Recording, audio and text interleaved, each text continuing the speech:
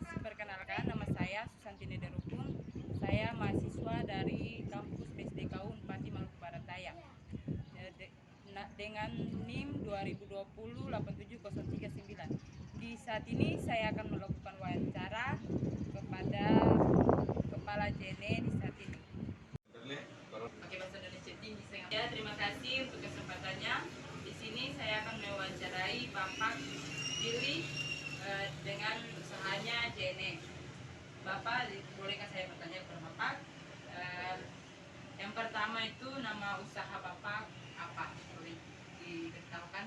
Ya, kalau nama usaha saya JNE Express, Subagen Maluku Barat.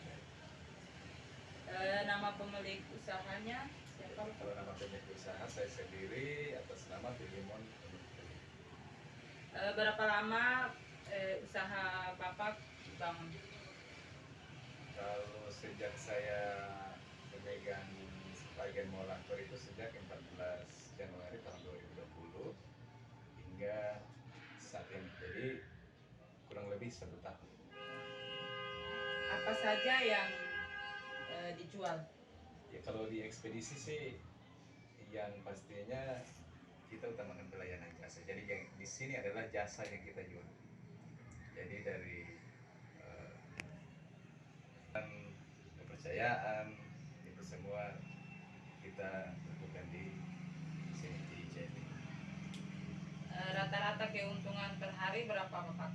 Ya kalau di JNE kita tidak bicara keuntungan, yang kita bicara adalah performa. Jadi bagaimana daya terima kita di customer atau di pelanggan itu bisa semakin hari semakin membaik, maka otomatis kita juga bisa memperbaiki dari segala sisi dan sudah pasti pendapatan juga akan meningkat. Tidak bisa kita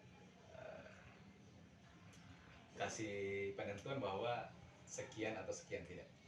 Yang pastinya kita perbaiki performanya dulu. Apakah usaha ini pernah mengalami kerugian? Kalau ada, Bapak tolong jelaskan. Iya, kalau bidang usaha sudah pasti yang namanya untung dan rugi itu relatif sudah tentu terjadi, dan di JNE di Maluku Barat Daya sering juga kita alami.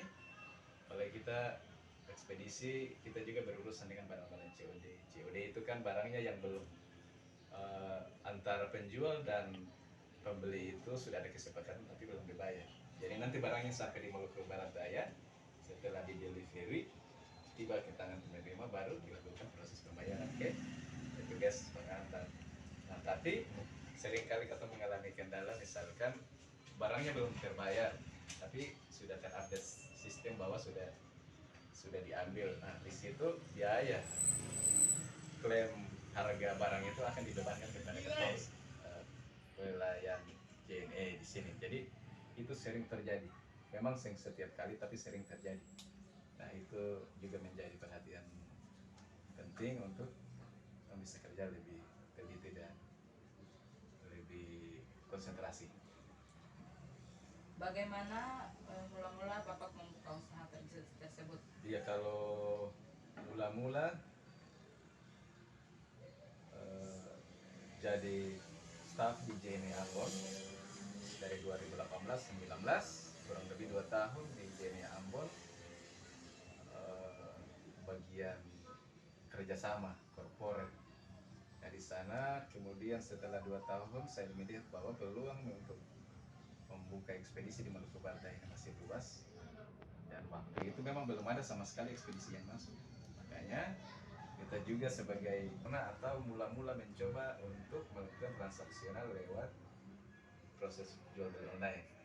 Nah di sini banyak pemahaman yang kita perlu sampaikan kepada customernya, memperkenalkan produk-produk JNE kepada customernya supaya mereka bisa memahami itu dan bisa bertransaksi lebih baik. Nah, karena bisa dikatakan bahwa Maluku Barat Daya masih termasuk daerah baru dan daerah berkembang. Oleh karena itu Ketong punya tanggung jawab khusus juga untuk memberikan edukasi, arahan kepada pelanggan-pelanggan JNE untuk bisa lebih memahami. Ya, Bapak, di sini saya akan menambah pertanyaan kepada Bapak. Berapa orang yang ada kerja di JNE ini untuk membantu Bapak dalam untuk karyawan di Kota Tiakur saja kita punya 2 karyawan mahasiswa SDKU juga. Jadi ada yang dari Fakultas Matematika, satunya dari PGSD.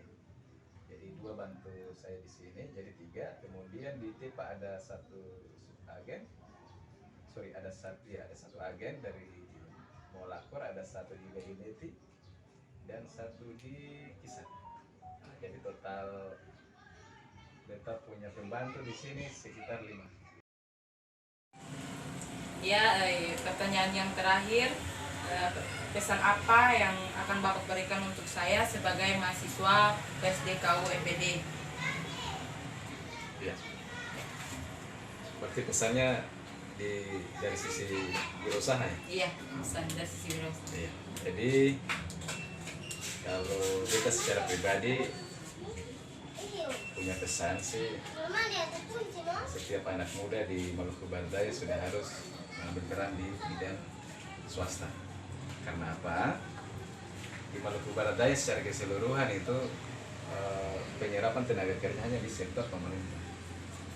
Itu sebabnya kenapa terjadi banyak pengangguran terbuka. Itu karena penyerapan tenaga kerja hanya di sektor pemerintah. Misalkan pemerintah melakukan moratorium atau pembatasan penerimaan tenaga kontrak atau honor, sudah pasti terjadi banyak pengangguran. Nah, sektor swasta di sini masih sangat kurang.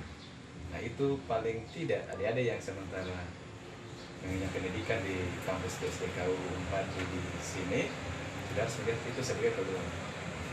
Kita latar belakang pendidikan sarjana, kita punya istri juga sarjana, tapi katong seng berpikir untuk menjadi pegawai negeri. Katong lebih berpikir untuk dari swasta karena di swasta punya banyak keuntungan sendiri, sehingga ada yang terima. Keuntungan pendapatan gajinya itu katong sendiri yang tentukan. Seberapa kuat katong kerja, berarti disitulah pendapatan katong sendiri yang tentukan. Beda kalau katong kerja di instansi, itu gaji katong sudah diatur. Misalkan kontraknya dengan ijazah S1, berarti sudah pasti gajinya 1.500.000 itu per bulan. SMA berarti sudah pasti 1 juta. Tapi kalau di swasta SMA yang bisa tergantung. Kita mau gaji 5 juta 1 bulan ya, harus kita banyak kerja. Kita mau gaji 10 juta lebih keras. Jadi itu pesan beta, adik tetap belajar dengan baik, tetap melihat lingkungan sekitar yang tidak mungkin bisa dirubah menjadi sebuah peluang untuk bisa survive di dunia kerja. Amin. Okay. Terima bisa kasih. Bisa besar secara pribadi ya. Iya. Sukses. Ya, terima kasih Bapak. Demikianlah hasil wawancara saya di saat ini di JNE Express Maluku Barat Daya. Pesan saya, kita sebagai mahasiswa yang sedang menuntut ilmu, jangan bosan untuk berwirausaha. Karena berwirausaha itu kita sendiri yang melakukan kesempatan, sendiri yang melakukan pendapatan kita dari hari ke hari, dari minggu ke minggu, dari bulan ke bulan, bahkan sampai tahun. Itu pesan saya kepada kita semua. Semoga bermanfaat. Sekian dan terima kasih. Salam JNE.